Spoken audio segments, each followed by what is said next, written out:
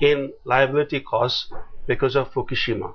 And after Fukushima, nuclear power globally is in the dumps. Countries are either putting on hold the building of new nuclear power reactors, or countries like Germany, Switzerland are actually going to dismantle all the existing reactors, and even Japan wants to abandon the path of nuclear power. And unless Japan sells nuclear components to India, not a single French or American reactor will be built in India, because Japan has a monopoly on major and critical nuclear components. Now, Japan just 2 days ago announced a suspension of all the nuclear export talks with India, Brazil, and 2 other countries. So without Japanese cooperation, not a single reactor, not even Jatapur, can be built.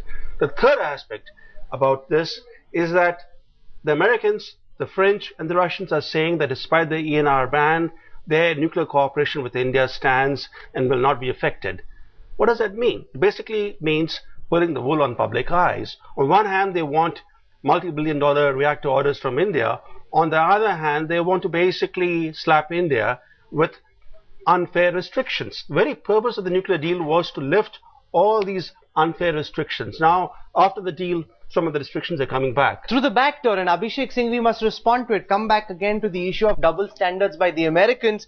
You know, now you've got these new clauses which Brahmat Salani says wouldn't have happened without active support from Washington, which really undercut and undermine the whole purpose of the deal. So we could have spent all these years, so much time, energy and effort for nothing if these guidelines are implemented in the fashion that they have been by the NSG.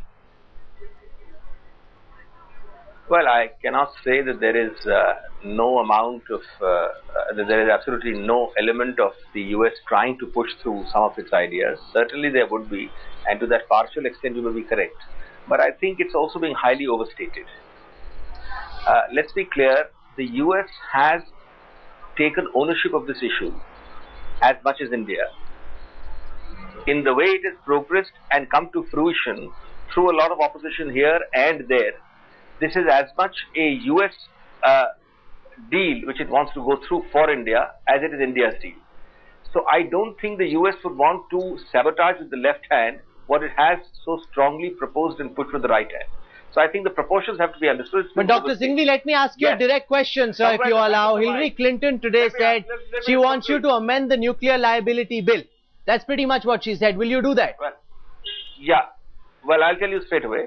Certainly, there are US business interests out there, and the US government does promote business interests as any government does its own business interests. And one of their demands is this, to make more amendments. This has been very old. We've heard it for the last 1 year. Have we been capitulating? Have we been acting against them? No. We have a system. We should never doubt the strength and the depth and the width of Indian democracy. We will do things in our own terms because we think it's important to take our nuclear thing off the ground. But we will not do it merely because the US says so or some interest says so. Professor Sumit Ganguly, we're now in a deadlock. Scope left at all. You're saying you will stand your ground, but in which case there is a deadlock now on the nuclear deal with the new NSG guidelines on the one side. America asking India to amend its bill, India refusing to do so. There's a deadlock. Does that mean, as Brahma says, you know, the possibility of the whole deal being undermined? Is that a real active concern?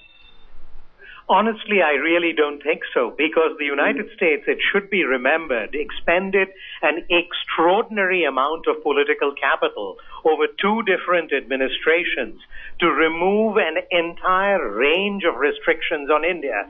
So it simply doesn't make sense for the Obama administration right now to impose another set of restrictions after having fought this so tenaciously to get it through Congress. This is something that I think is subject to negotiation, is subject to compromise, and I think this is a matter that can actually be resolved.